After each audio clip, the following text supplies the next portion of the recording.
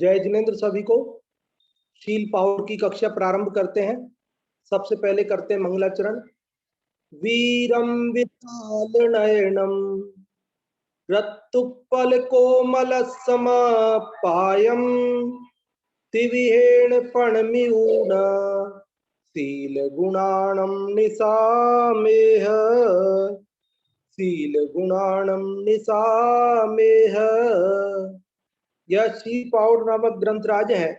आचार्य कुंद कुंद देव द्वारा आज से लगभग 2000 वर्ष पूर्व प्राकृत भाषा में इस ग्रंथराज की रचना की गई है। इसमें मात्र 40 गाथाएं हैं, जिनमें से हम 36 गाथाएं पढ़ चुके हैं और आज हम 37 नंबर की गाथा पढ़ेंगे। इस शील पाहुड़ में, जो कि अष्टपाहुड़ ग्रंथ है, उसमें ये 8वें नंबर का अंतिम पाहुड़ है। यहाँ शील की महिमा बताई जा रही है। शील अर्थात स्वभाव, शील अर्थात जो अपना आत्मा का स्वभाव है, उसकी श्रद्धा, उसका ज्ञान और उसकी रमणता, ये शील है। और शील के प्रभाव से जीव अनंत सुखी होता है, मुक्ति को प्राप्त होता है, संसार परिभ्रमण का अंत आता है। ऐसे शील की महिमा बताने वाला यह ग्रंथराज है। ज्ञान हो और शील न हो तो वह ज्ञान निरर्थक है, और ज्ञान के बिना शील होता नहीं है। ज्ञान और शील में विरोध नहीं है। आत्मा का जो स्वभाव वो ज्ञान है, और उस ज्ञान की श्रद्धा, उसकी रमणता सो शील है। इसकी चर्चा अपन और आगे बढ़ाते हैं। अभी 37 नंबर की गाथा पढ़ते हैं।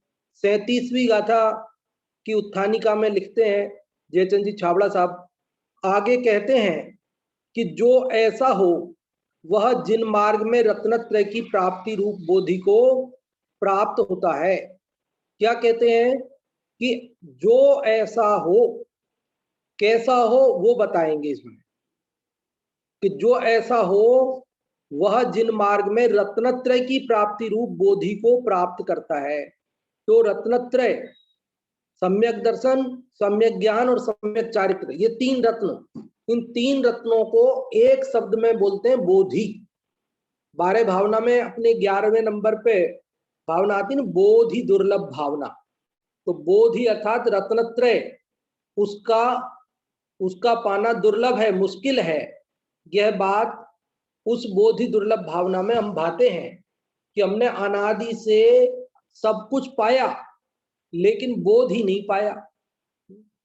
बोलते हैं धन कन कंचन राज सुख सब ही सुलभ कर जान, दुर्लभ है संसार में एक यथार्थ ज्ञान।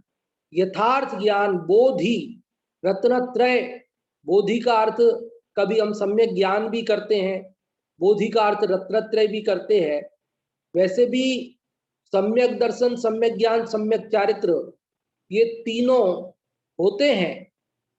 ये बात इसी गाथा में भी बताने वाले हैं, क्योंकि कई लोग ये सोचते हैं कि साहब एक हो जाएगा दूसरा नहीं होगा। तो जब हम बोधि का अर्थ सम्यक ज्ञान करें तो भी तीनों गर्भित ही है, क्योंकि सम्यक ज्ञान बिना सम्यक दर्शन के नहीं होता है। तो सम्यक ज्ञान है तो सम्यक दर्शन तो है ही, उसके बिना वो हो नहीं सकता है। और जब सम्यक दर्शन और सम्यक ज्ञान होवे और सम्यक चारित्र ना होवे, ये भी संभव नहीं है। क्योंकि जब दर्शन अर्थात श्रद्धा सम्यक हो गई, ज्ञान सम्यक हो गया, तो भले वो आंशिक ही सही, भूमिकानुसार ही सही, लेकिन उसका चारित्र भी होता ही है।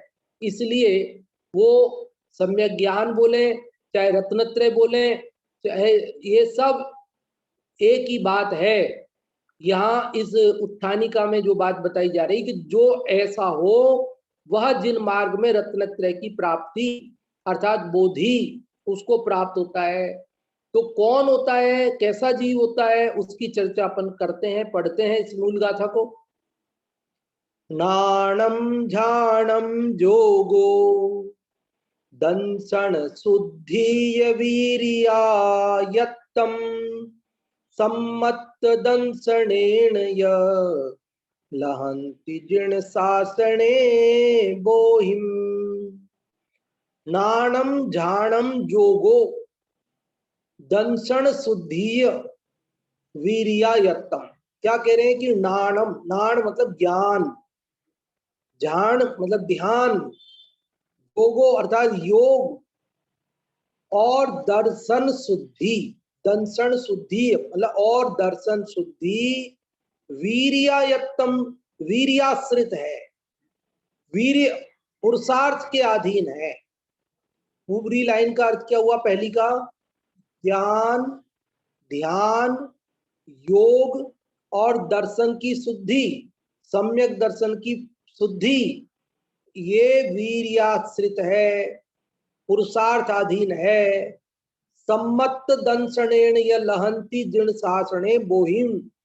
सम्यक तो दर्शन से, सम्यक दर्शन से लहंती प्राप्त करते हैं, जिन शासने जिन शासन में, जिन मार्ग में, बोहिम बोधि को, बोधि अर्थात रत्नत्रय को। कहते जैन दर्शन में ऐसा कहा है कि सम्यक दर्शन से ही बोधि की प्राप्ति होती है, सम्यक दर्शन से रत्नत्रय की प्राप्ति होती है, क्योंकि वो सम्यक दर्शन स्वयं एक रत्न है, और सम्यक दर्शन पूर्वक जो कुछ भी ज्ञान है वो सम्यक ज्ञान होता है, और सम्यक दर्शन ज्ञान पूर्वक जो कुछ भी आचरण है वो सम्यक चारित्र की श्रेणी में जाता है। यथा योग्य उस बात को समझना, नहीं तो आप विवाद उपस्थित करें, ऐसा ना हो, इसलिए हम कह रहे हैं यथा योग्य समझना, क्योंकि अनेक प्रकार से कथन जिनागम में हमें उपलब्ध होते हैं, और जहां जिस प्रसंग में जैसा उसका अर्थ हो वैसा हमें समझना चाहिए। तो इस 37वीं गाथा का क्या अर्थ हुआ कि ज्ञान, ध्यान, योग, दर्शन की शुद्धि, ये वीर्याश्रित हैं, वीर के अधीन है, और सम्यक दर्शन से जिन शासन में बोधि को प्राप्त करते हैं, रत्नत्रय की प्राप्ति होती है। तो आप में से यदि इस गाथा का उच्चारण करके देखना चाहते हो, पढ़ के देखना चाहते हो, अर्थ बताना चाहते हो, तो आप रेजेंट कर सकते हैं, और फिर अपन इसकी विशेष चर्चा भी करेंगे।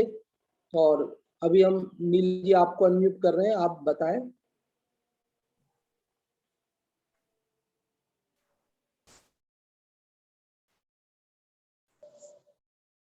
नाणम झाणम जोगो दंसन शुद्धि वीर्यायत्तम। सम्मत दंसनेन या लहन्ति जीर्ण शासने बोहिम। इसमें बताया है कि ज्ञान, ध्यान, योग और दर्शन की शुद्धता ये वीर्यायत्तम वीर्य के आश्रित हैं। सम्मत दंसनेन सम्यक दर्शन से, या लहंती जिन शासने बोहिम मतलब जिन शासन में सम्यक दर्शन से बोधि की प्राप्ति होती है। हाँ जी, बहुत अच्छा आपने नीलम जी इसको पढ़ा और इसका अर्थ बताया। अभी यहाँ से अर्थ पढ़ने के लिए आमंत्रित करते हैं। जो भी आप में से यहाँ से जो हिंदी अर्थ लिखा हुआ है उसे पढ़ना चाहते हो, वे रेजेंट कर सकते हैं। और हिंदी अर्थ पढ़ने के लिए अभी हम अनम्यूट कर रहे हैं यशोधरा आंटी जी, आपको, आप पढ़ें। ज्ञान, ध्यान, योग और दर्शन की शुद्धता ये तो वीर्य के अधीन है, और सम्यक दर्शन से जिन शासन में बोधि को प्राप्त करते हैं, रत्नत्रय की प्राप्ति होती है। हाँ, बहुत अच्छा आपने इसका अर्थ यहाँ से पढ़ा। तो देखिए, इसका सामान्य अर्थ अपने को ये बात समझ में आ गई कि ज्ञान, ध्यान, योग और दर्शन की शुद्धता ये वीर्याश्रित है, और सम्यक दर्शन से जिन शासन में बोधि की प्राप्ति होती है। अब यहाँ पर एक तो बात जो मूल यहाँ पर चल रही है वो ये है कि जिन शासन में बोधि की प्राप्ति सम्यक दर्शन से होती है। अब वो सम्यक दर्शन से होती है अर्थात सील से होती है, तो सम्यक दर्शन भी सील रूप है, और रत्नत्रय भी सील ही है। यहाँ स्वभाव की श्रद्धा वो सम्यक दर्शन, और स्वभाव की श्रद्धा के साथ उसके ज्ञान के साथ और उसकी रमणता वो रत्नत्रय, वो बोधि है। तो यहाँ जो सील है उसी के एक अंग रूप में सम्यक दर्शन को लिया और फिर कहा कि सम्यक दर्शन वाले को ही रत्नत्रय की प्राप्ति होती है, क्योंकि सम्यक दर्शन के बिना ज्ञान सम्यक नहीं होता और बिना सम्यक दर्शन ज्ञान के चारित्र सम्यक नहीं होता। ये कथन के तरीके हैं। आचार्य नाना प्रकार से नाना अपेक्षाओं से कथन करते हैं और कथन में भेद पड़ते हैं। कथन में कोई बात आगे पीछे कहने में आती है, लेकिन वास्तव में वस्तु का स्वरूप ऐसा है कि जहां ये सम्यक दर्शन हुआ तो उतने अंशों में ही सही, लेकिन ज्ञान और चारित्र भी होता है। और एक और बात इसके अंदर जो आई पहली पंक्ति के अंदर कि ज्ञान ध्यान योग और दर्शन की शुद्धता ये तो वीर्य के अधीन है।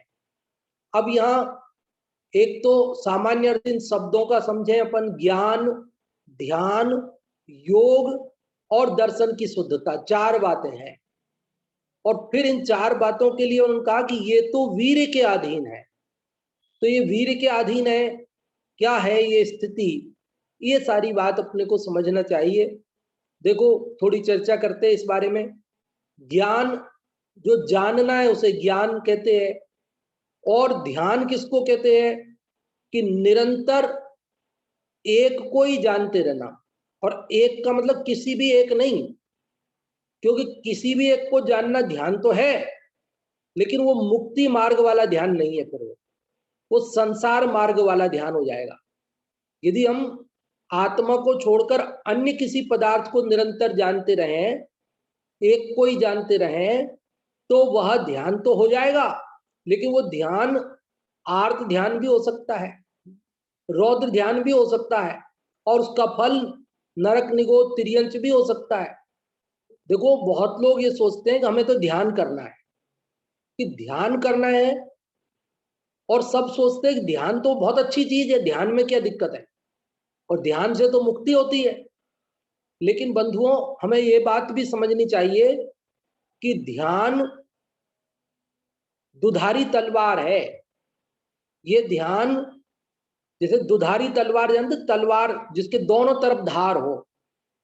अब दोनों तरफ धार है तो बहुत शस्त्र जोरदार कि डबल कट करता है, इधर से भी और उधर से भी।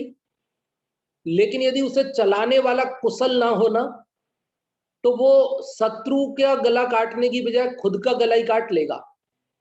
क्योंकि आप जानते हैं ये तलवार शस्त्र है ना। अस्त्र शस्त्र में भी अंतर समझते होंगे ना आप लोग। अभी जो परमाणु बम गिरा रहे हैं रूस वाले यूक्रेन के ऊपर, वो शस्त्र नहीं है, वो अस्त्र है। जिनको फेंक करके मारा जाता है वो अस्त्र कहलाते हैं, और जिन्हें हाथ में पकड़कर चलाया जाता है वो शस्त्र कहलाते हैं। तो वो तो फेंक दिया, दूर से फेंक दिया वो अस्त्र, और ये तलवार को फेंका नहीं जाता है, इसको तो पकड़ के हाथ में ऐसा चलाया जाता है। और जब किसी चीज को अगर काटना है तो बहुत ताकत के साथ उसे चलाना पड़ता है। ऐसा पीछे ले गए बहुत तेजी से, फिर आगे लाए। अब होशियार आदमी नहीं होगा तो ऐसा पीछे लेके जाएगा और आगे लाते समय खुद की गर्दन काट लेगा। तो ऐसे ही ये ध्यान है ना, ध्यान ये भी दुधारी तलवार है। यदि ये सम्यक हुआ तब तो ये हमारे कर्मों को काटेगा और हमें मुक्ति दिलाएगा। लेकिन यदि ध्यान मिथ्या हुआ, ध्यान यदि दुर्ध्यान हुआ, तो वह कर्मों को काटने की बजाय कर्मों के बांधने का कारण बन जाएगा, और वो मुक्ति का नहीं संसार परिभ्रमण का कारण बन जाएगा। बंधुओं, ध्यान को आचार्य उमा स्वामी ने तत्वार सूत्र जी में 4 प्रकार का बताया है। आर्त ध्यान, रौद्र ध्यान, धर्म ध्यान और शुक्ल ध्यान। जहां एक और धर्म ध्यान और शुक्ल ध्यान मोक्ष मार्ग में बताए हैं, किंतु आर्त ध्यान और रौद्र ध्यान को संसार का कारण बताया है। तो इसलिए यथा योग्य उसको समझना। ध्यान करने के लिए, क्योंकि कई लोग क्या करते हैं, ध्यान करने के लिए बैठते हैं और ध्यान करने के लिए वे अपने हमारी श्वास आ रही है जा रही है, हमारे इत्यादि श्वास का ध्यान करना, कहीं नाक की अग्रभाग का ध्यान करना, कहीं सामने दीवार पर कोई एक बिंदु बनाकर निरंतर उसे देखते रहना, उसका ध्यान करते रहना, ऐसे नाना प्रकार के ध्यान आप हम लोगों में जगत, लेकिन ऐसे ध्यान से मुक्ति नहीं होती। कदाचित वो शरीर की शुद्धि का निमित्त हो जाए, लेकिन वह मुक्ति का निमित्त नहीं होता। और शरीर की शुद्धि भी ये जो मुक्ति मार्ग के ध्यान है, इनसे जैसी होती है वैसी उनसे होती भी नहीं है। वास्तव में जो मोक्ष मार्ग का इच्छुक है वह शरीर शुद्धि का इच्छुक होता भी नहीं है, लेकिन ऐसे निर्वांछक पने से जब वह मोक्ष मार्ग का ध्यान करता है तो उसको शरीर की शुद्धि, नाना प्रकार की रिद्धियां आदि भी सहजपने प्रकट होती हैं। ऐसा यह ध्यान है। ज्ञान और ध्यान, नाण मतलब ज्ञान और झाण मतलब ध्यान। तो ज्ञान और ध्यान में क्या अंतर हुआ कि किसी पदार्थ को जानना, मतलब एक बार एक को जाना, फिर दूसरे को जाना, फिर तीसरे को जाना, फिर चौथे को जाना, ये तो है ज्ञान। और एक को ही निरंतर जाना, निरंतर जाना, दूसरा विषय बदला नहीं, वो है ध्यान। मतलब यूं कह सकते हैं जानना ज्ञान है और जानते रहना वो ध्यान है। फिर से, जानना ज्ञान है और जानते रहना वो ध्यान है। इसके बाद तीसरा है जोग। जोग मतलब क्या? योग। योग, योग को अपन अंग्रेजी में टोटल बोलते हैं। ये 2 और 2 को टोटल करो, 2 और 2 का योग करो। हिंदी में योग बोलते हैं, अंग्रेजी में टोटल बोलते हैं। तो 2 2 4, 1 1 2, ऐसा करते हैं ना अपन। तो यहाँ योग, योग मतलब जोड़ना। तो किसको किससे जोड़ना? कि जो अपने ज्ञान की पर्याय है, उस ज्ञान की पर्याय को अपने ज्ञान समुद्र से जोड़ना, अपने ज्ञान स्वभाव को जानने में लगाना, उसका नाम है योग। योग मतलब समझ में आया? योग मतलब जोड़ना। तो किसको किससे जोड़ना? अपने ज्ञान की पर्याय को अपने ज्ञान स्वभाव में जोड़ना, उसमें लगाना, इसका नाम है योग। तथा हमने तो सुना योग, योगा, तथा उसमें तो शरीर की कसरत होती है। देखो, शरीर की कसरत होती है ना, वहां भी योग होता है। योग होता है मतलब जोड़ना होता है। आप क्या करते हो कि कभी हाथ से पैरों को पकड़ते हो, कभी पैरों से को जो है सिर से लगाते हो, कभी सिर को जमीन से लगाते हो। आप जोड़ते ही तो हो। कभी हाथ को पैर से जोड़ते हो, कभी पैर को हाथ से जोड़ते हो, कभी इस हाथ को इस हाथ से जोड़ते हो, कभी इस पैर को इस पैर, यही तो सब करते हो, जोड़ना ही तो करते हो। लेकिन वो शरीर के अंगों का जोड़ना होता है। लेकिन यहाँ मोक्ष मार्ग में योग किसका? इस शरीर तो मेरा है ही नहीं। तो जो शरीर मेरा नहीं है, उस शरीर के अंगों का इधर उधर जोड़ना, वो लोक में भले योग कहलाता हो, भले ही वह शारीरिक व्याधियों से बचने के लिए किया जाता हो, किंतु मोक्ष मार्ग के लिए, संसार परिभ्रमण को मेटने के लिए जो योग है, वह तो अपने आत्म स्वभाव में, अपने आत्मा का जो ज्ञान की पर्याय है, उसे जानने में लगा देना, जोड़ देना।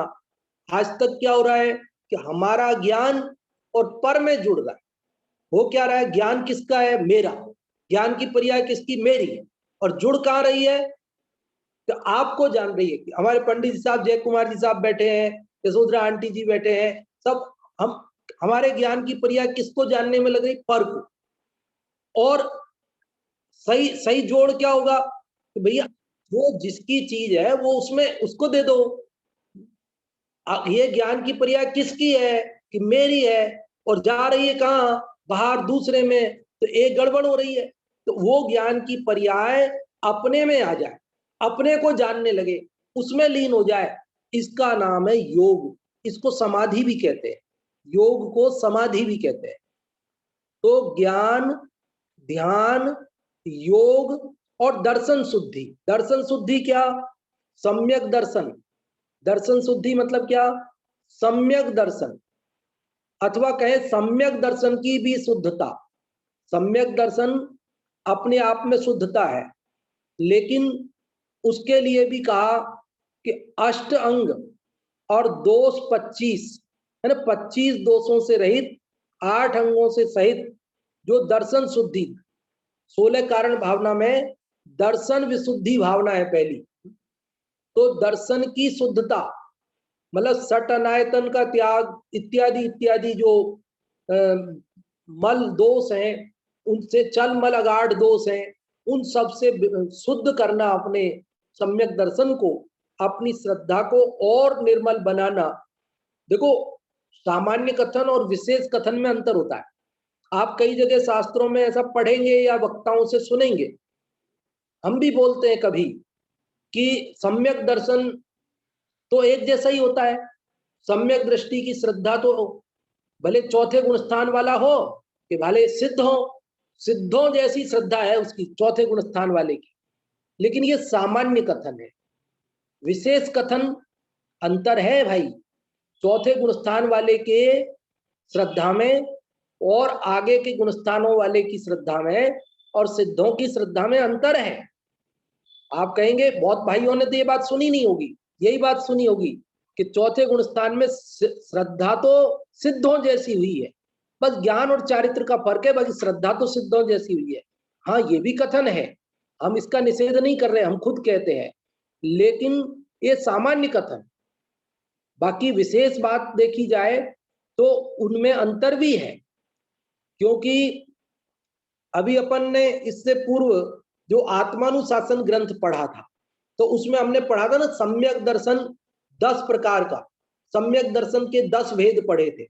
आप लोगों में किसी को याद है कि भूल गए? यदि आप में से कोई बताना चाहते हो सम्यक दर्शन के 10 भेदों के नाम तो आप रेज हैंड कर सकते हैं, देखते हैं किन किन को याद है और अपन भूल गए हैं, क्या स्थिति है। देखो मुझे भी पूरे 10 याद नहीं आ रहे अभी, इसलिए भी पूछ रहा हूँ आपसे, और ये भी चेक हो जाएगा कि आप लोगों ने किसने याद रखे हैं। चलो बहुत बढ़िया, आप लोगों में बताने के लिए एक तो यशोधरा आंटी जी का रेज हैंड हो गया है, तो पहले इन्हीं का हुआ है, इनको ही पूछते हैं। हाँ जी आंटी जी आप बताएं। पूरे याद नहीं है, कोशिश करती हूँ। आप बताएं फिर पूर्ति कर लेंगे अपन। आज्ञा, हाँ जी, सूत्र, आज्ञा, सम्यक सूत्र, बीज, संक्षेप, विस्तार और विस्तार और भी अर्थ। हाँ और लास्ट में तो अवगाढ़ और परमावगाढ़ है, 2-3 बीच में और है, और एकदम अभी याद नहीं आ रहे। हाँ जी नीलम भी है, संक्षिप्त है, विस्तार है, नीलम जी ये तो हो गए। हाँ हाँ, और 2-3 और बचे, 2-3 और बच गए। नीलम बताएं आप।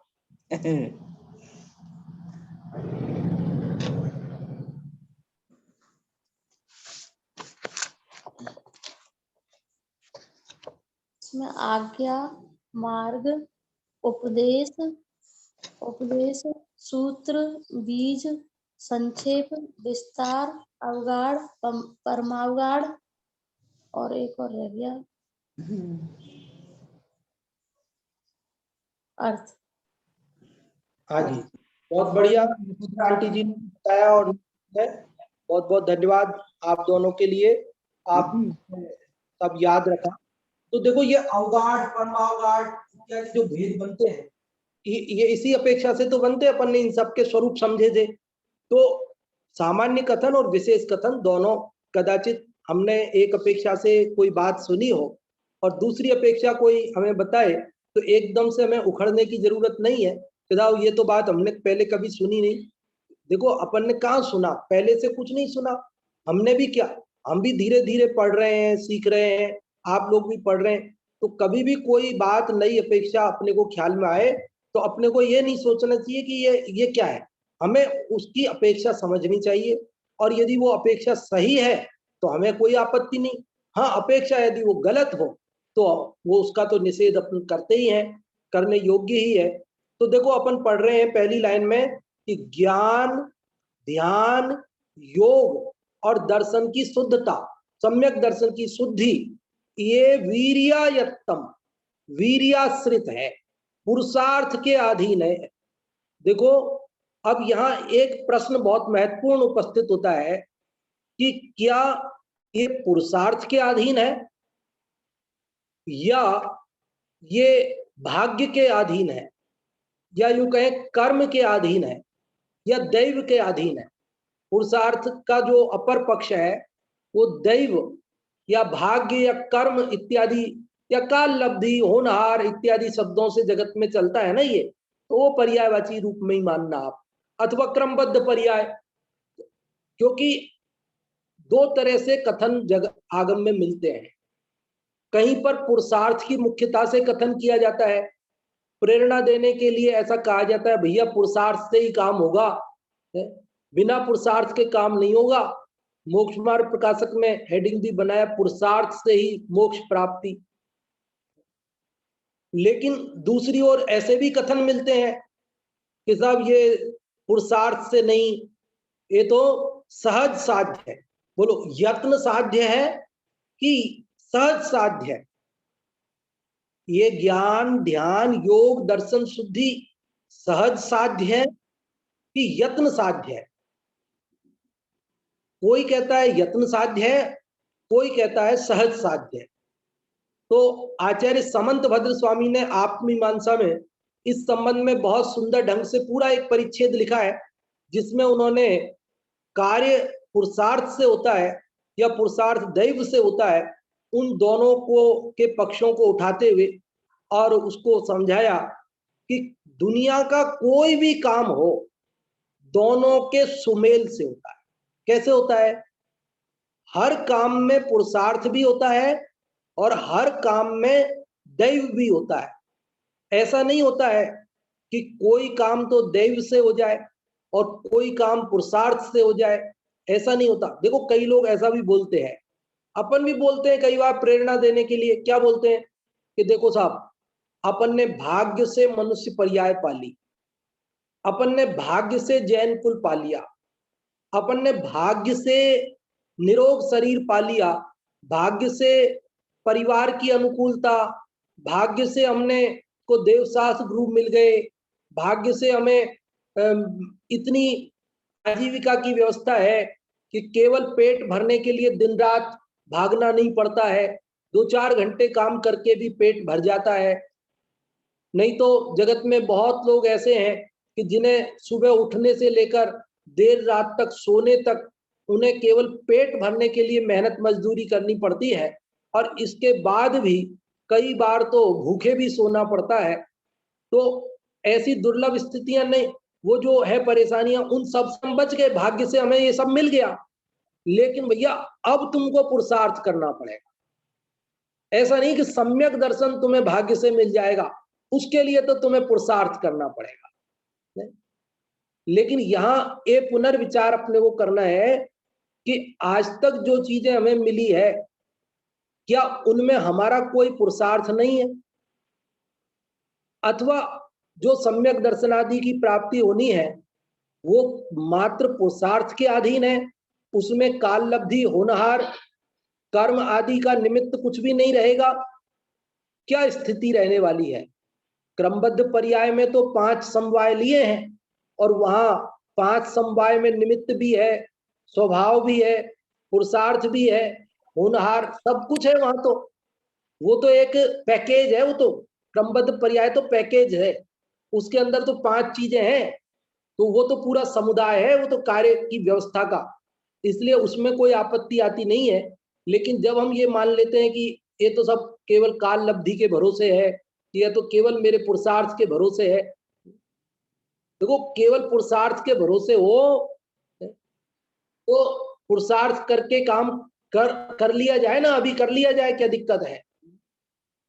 और केवल काल के समय के भरोसे हो तो ऐसा जो एक पक्ष, वो कभी किसी को मुख्य करना, कभी किसी को गौण करना, ये तो है, लेकिन निषेध वाली व्यवस्था जैन आगम में नहीं है। उसे हमें यथा योग्य समझना चाहिए। प्रेरणा देने के लिए यहाँ पर वो वीर्याश्रित है, ऐसा कहते हैं तो भैया तुम पुरुषार्थ को जगाओ, ज्ञान ध्यान योग दर्शन शुद्धि में उपयोग को लगाओ और उसमें इनको शुद्धि को प्राप्त करो। और जब दर्शन शुद्धि होगी, सम्यक दर्शन होगा, और उसके बाद तुम्हें बोधि की प्राप्ति होगी, अर्थात रत्नत्रय की प्राप्ति होगी। लेकिन सम्यक दर्शन होगा बाद में बोधि की प्राप्ति होगी, सर्वथा ऐसा भी नहीं है। वो बात अभी भावार्थ में थोड़ी खुलासा जतिन जी छावड़ा साहब करेंगे। अपन भावार्थ पढ़ते हैं। आप में से यदि कोई पढ़ना चाहते हैं भावार्थ यहाँ से, तो आपको आमंत्रित करते हैं भावार्थ पढ़ने के लिए। जो भी आप में से रेज हैंड करेंगे। और इंदिरा जी आपको अनम्यूट किया है, आप पढ़ें। भावार्थ। जय जिनेन्द्र पंडित जी साहब। जय जिनेन्द्र। भावार्थ। ज्ञान अर्थात पदार्थों को विशेष रूप से जानना, ध्यान अर्थात स्वरूप में एकाग्रचित्त होना, योग अर्थात समाधि लगाना, सम्यक दर्शन को निरतिचार शुद्ध करना, ये तो अपने वीर्य अर्थात शक्ति के अधीन है। जितना बने उतना हो, परंतु सम्यक दर्शन से बोधि अर्थात रत्नत्रय की प्राप्ति होती है। इसके होने पर विशेष ध्यान आदि भी यथाशक्ति होते ही हैं और इससे शक्ति भी बढ़ती है। ऐसे कहने में ही सील ही का महात्म जानना। रत्नत्रय है वही आत्मा का स्वभाव है, उसको सील भी कहते हैं। हाँ जी, बहुत अच्छा। देखो क्या कहा कि ज्ञान अर्थात पदार्थों को विशेष रूप से जानना। जो अपन ने शब्दों के सामान्य अर्थ समझे ना, वो सामान्य अर्थ। ज्ञान क्या, तो कहते पदार्थों को विशेष रूप से जानना। सामान्य रूप से जानना वो दर्शन कहलाता है। वस्तु का सामान्य अवलोकन वो दर्शन है और विशेष वो ज्ञान है। उस अपेक्षा से समझना कि ज्ञान अर्थात पदार्थों को विशेष रूप से जानना। और ध्यान, ध्यान मतलब क्या, कहते ध्यान अर्थात स्वरूप में एकाग्र चित्त होना। ध्यान क्या, स्वरूप में एकाग्र चित्त होना। अध्यात्म में तो एक का मतलब स्वरूप आत्मा ही होता है। उस आत्म स्वरूप में एकाग्र चित्त होना। योग अर्थात समाधि लगाना। तो योग का अर्थ अभी अपन ने समझा ही था, अपने उपयोग को अपने से जोड़ना, इसी का नाम समाधि है। और सम्यक दर्शन को निरतिचार शुद्ध करना, अतिचारों से रहित, चलमलगाट दोषों से रहित, संकादि दोषों से, 25 दोषों से रहित। ये तो अपने वीर के अधीन है, शक्ति के अधीन है। जितना बने उतना हो। अब यहां कह रहे हैं देखो, सम्यक दर्शन के साथ ही तीनों हो जाते हैं और सम्यक दर्शन के बाद दोनों होते हैं, ऐसे सब कथन में भेद पड़ते हैं। यहाँ 3 बोल बहुत महत्वपूर्ण लिए हैं, वो तीनों बोल मैं पढ़ता हूं यहां से। देखो, परंतु सम्यक दर्शन से बोधि अर्थात रत्नत्रय की प्राप्ति होती है। ये पहला बोल। सम्यक दर्शन से क्या क्या काम हो रहे हैं देखो। पहला, बोधि की प्राप्ति होती है। दूसरा, इसके होने पर विशेष ध्यानादिक भी यथाशक्ति होते ही हैं। क्या कह रहे हैं, सम्यक दर्शन के होने पर ध्यानादिक भी यथाशक्ति होते ही हैं, ऐसा कहा। अब आ गई ना बात कि सम्यक दर्शन के साथ ज्ञान और चारित्र भी होता है। ध्यान हो गया ना, ध्यान क्या है, चारित्र है। फिर यथाशक्ति, भूमिका अनुसार, लेकिन होता है। सम्यक दृष्टि है, उसको 6 महीने में भी सही, थोड़े समय के लिए भी सही, लेकिन आत्मानुभूति होती है। तो इसके होने पर विशेष ध्यानादिक भी यथाशक्ति होते ही है। और तीसरा बोल है, इससे शक्ति भी बढ़ती है। सम्यक दर्शन से शक्ति भी बढ़ती है। जो ऊपर कहा ना कि ज्ञान, ध्यान, योग, दर्शन, शुद्धि, ये वीर्याश्रित अर्थात शक्ति के अधीन है। तो कह रहे ये शक्ति भी सम्यक दर्शन से बढ़ती है। और सम्यक दर्शन क्या है, तो पूर्व में सम्यक दर्शन को भी सील कहा था। वहां बताया था कि सम्यक दर्शन सील है और का जितने भी भले काम है वे सब सील है। तो ऐसे कहने में भी सील ही का महात्म्य जानना, ये सम्यक दर्शन की महिमा है तो ये सील की ही महिमा है। ऐसे कहने में भी सील ही का महात्म्य जानना। रत्नत्रय है वही आत्मा का स्वभाव है, उसको सील भी कहते हैं। देख लो क्या कह रहे हैं, सम्यक दर्शन को भी सील जानना और रत्नत्रय वो आत्मा का स्वभाव है, उसको भी सील भी कहते हैं। मतलब रत्नत्रय को सील कहते हैं, ऐसा इस गाथा में कह रहे हैं वो तो उसको सील भी कहते हैं। तो इस 37वीं गाथा में अपन ने आज जो चर्चा की वो क्या की, थोड़ा उस बात को अपन समेटते हैं। देखो, ज्ञान, ध्यान, योग और दर्शन शुद्धि, 4 चीजें ऐसे शब्द लिए। गाथा में जितनी जगह थी उसके अनुसार शब्दों का योग बना। ये सब वीर्याश्रित है, शक्ति अधीन है। ऐसा कहकर ये कहा कि सम्यक दर्शन से जैन शासन में बोधि की प्राप्ति होती है, सम्यक दर्शन से रत्नत्रय की प्राप्ति होती है। यहाँ सम्यक दर्शन भी शील है और रत्नत्रय भी शील है, और इसी शील की ही महिमा बताई जा रही है कि शील से ही, सम्यक दर्शन से ही रत्नत्रय की, शील की पूर्णता होती है और वही मुक्ति का कारण है। यहाँ सम्यक दर्शन की, शील की 3 खासियत बताई है, वो भी अपने को याद रखनी है। यदि आप लोगों में से कोई बताना चाहेंगे तो हम आपसे पूछेंगे भी सही, अभी पूछ लेंगे। तो 3 बातें कौन सी कि एक तो सम्यक दर्शन से बोधि बोलो या रत्नत्रय बोलो, उसकी प्राप्ति होती है। दूसरा, इस सम्यक दर्शन के होने पर विशेष ध्यानादिक भी यथाशक्ति होते ही हैं। और तीसरा बोल, इससे शक्ति भी बढ़ती है। तो इस प्रकार से इस गाथा में ये जो 3 बोल आए हैं इनके बारे में, और जो भी चर्चा आपने सुनी है उसके बारे में जो भी आप में बताना चाहते हैं वे रेज हैंड कर सकते हैं, तो हम आपको बताने का अवसर देंगे। और किसी को कुछ पूछना हो तो भी रेज हैंड कर सकते हैं। आज इस गाथा में आपको क्या समझ में आया, इसका सार बताने के लिए आमंत्रित करते हैं। और सबसे पहले इंदिरा जी आपको अनम्यूट करते हैं, आप बताएं। और भी लोग जो बताना चाहते हैं वे रेज हैंड करके रखें, तो हम बाद में पूछेंगे। जी, पहले गाथा पढ़ते हैं पंडित जी साहब। राणम झाड़म जोगो दंसण शुद्धि वीर्यायत्तम सम्मत दंसणे लहंति जड़ शासने बोहिम। इसमें आचार्य देव कहते हैं कि ज्ञान, ध्यान, योग और दर्शन की शुद्धता ये वीर्याश्रित है, और सम्मत दंसणेण या लहंति जिन शासने बोहिम, और जिन शासन में सम्यक दर्शन से ही बोधि की प्राप्ति होती है। हाँ जी, इसमें हाँ। ज्ञान अर्थात किसी विषय को, पदार्थों को विशेष रूप से जानना ज्ञान है, और झाड़म मतलब ध्यान, पदार्थ को जानते ही रहना वो ध्यान है। लेकिन जिन यहाँ पर इसका आशय स्वरूप में एकाग्र चित्त होना ये ध्यान है। योग अर्थात जोड़ना, अपने ज्ञान पर्याय को अपने ज्ञान स्वभावी आत्मा से जोड़ना, ये योग। और दर्शन की शुद्धता मतलब सम्यक दर्शन को 8 अंग सहित और 25 दोषों रहित, चलमल अगाढ़ दोष रहित, ये दर्शन सम्यक दर्शन की शुद्धता है, ऐसा इसमें बताए। और ये सब वीर्य के अधीन है।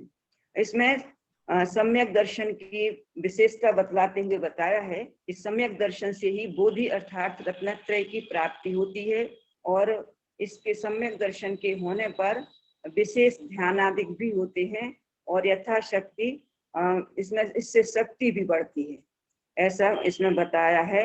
और इसे ये कहा है कि सम्यक दर्शन अर्थात इसमें शील का ही महात्म जानना, जो सम्यक दर्शन का महात्म बतलाया है इसमें शील का ही महात्म है, वही रत्नात्रय है, वही आत्मा का स्वभाव है। हाँ जी, बहुत अच्छा आपने बताया इंदिरा जी, बहुत बहुत धन्यवाद आपके लिए। और भी कोई कुछ बताना चाहते हो, पूछना चाहते हो तो पूछ सकते हैं, अन्यथा हम छोटे प्रश्न बनाकर पूछते हैं कुछ, जो भी आप में से बताना चाहें रेज हैंड कर सकते हैं। अभी हमारा पहला प्रश्न है कि ज्ञान और ध्यान में क्या अंतर है। यहाँ पर शुरू में 4 शब्द है, ज्ञान, ध्यान, योग, दर्शन, शुद्धि। तो यहाँ ज्ञान और ध्यान में क्या अंतर है, जो भी आप में से बताना चाहते हो वे रेज हैंड कर सकते हैं। ज्ञान और ध्यान में क्या अंतर है, और इसको बताने के लिए जो भी कभी नहीं बताते हैं, वो लोग भी बताना चाहें तो अच्छा लगेगा। और अभी हम इसका उत्तर यशोधरा आंटी जी से ले रहे हैं, आप बताएं।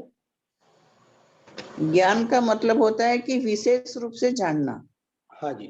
और ध्यान का मतलब होता है कि जो जाना है उसको जानते रहना, वो है ध्यान। हाँ जी, बहुत अच्छा। कि किसी पदार्थ को विशेष रूप से जानना, पदार्थों को, वो तो है ज्ञान। और एकाग्र चित्त हो जाना, एक ही पदार्थ को निरंतर जानते रहना, उसका नाम है ध्यान। और मोक्ष मार्ग में एक अर्थात आत्मा में एकाग्र हो जाना, उसका नाम ध्यान। बहुत बढ़िया आपने बताया। और योग का मतलब क्या है? योग के लिए जो भी बताना चाहते हैं रेज हैंड कर सकते हैं। योग मतलब क्या? हाँ जी, योग का मतलब बताने के लिए, योग क्या है? नीलम जी आपको अनम्यूट किया है, योग बताएं।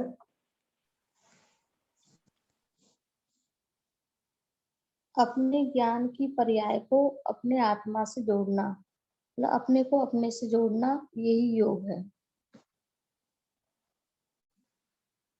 हाँ जी, बहुत अच्छा आपने बताया कि अपने ज्ञान की पर्याय को अपने से जोड़ना, इसका नाम योग है। बहुत बढ़िया। और ये ज्ञान, ध्यान, योग और दर्शन शुद्धि, ये चारों यहाँ पर वीर्याश्रित बताए हैं। तो हमारा प्रश्न आपसे ये है कि क्या सर्वथा वीर्याश्रित हैं या कथनचित अपर पक्ष भी है इसके अंदर? इस संबंध में आप जो भी बताना चाहते हैं वे रेज हैंड कर सकते हैं। यहाँ वीर्याश्रित कहा है, तो क्या सर्वथा समझना चाहिए अपने को या कथनचित समझना चाहिए? आप में से जो भी बताना चाहते हैं रेज हैंड कर सकते हैं। और यदि आपको नहीं समझ में आ रहा हो तो पूछें फिर। हाँ जी, किसी का भी रेज हैंड नहीं हुआ है, कोई भी नहीं बता पा रहे हैं कोई बात, समस्या किसी को? चलो यशोधरा आंटी जी बता रहे हैं। हाँ, आप बताएं। सर्वथा वीर्य के आश्रित नहीं है, कथनचित वीर्य आश्रित अपन कह सकते हैं। अगर हाँ। वीर्य के आश्रित ही रहेगा तो पुरुषार्थ क्यों मुख्य रहेगा? तो खाली पुरुषार्थ मुख्य नहीं है, उसमें पांचों ही समवाय आ जाते हैं।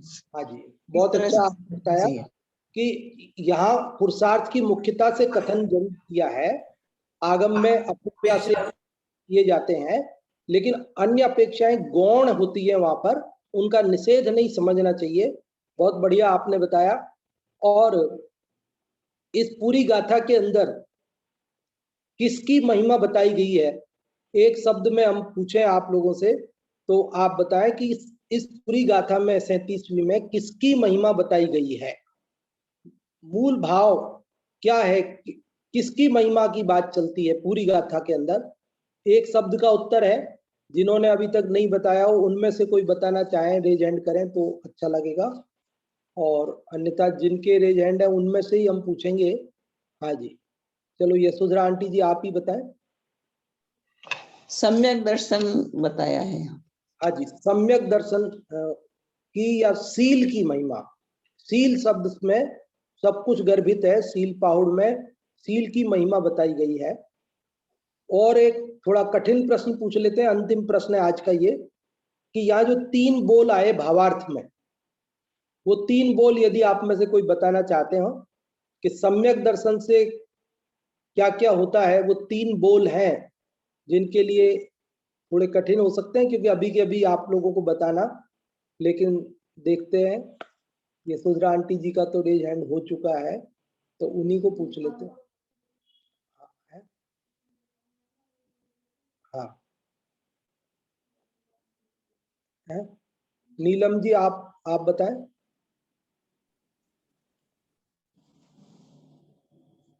इसके 3 बोल हैं कि सम्यक दर्शन से बुद्धि अर्थात रत्नत्रय की प्राप्ति होती है, और इससे ध्यान आदि भी यथाशक्ति होते ही हैं, और इससे शक्ति भी बढ़ती है।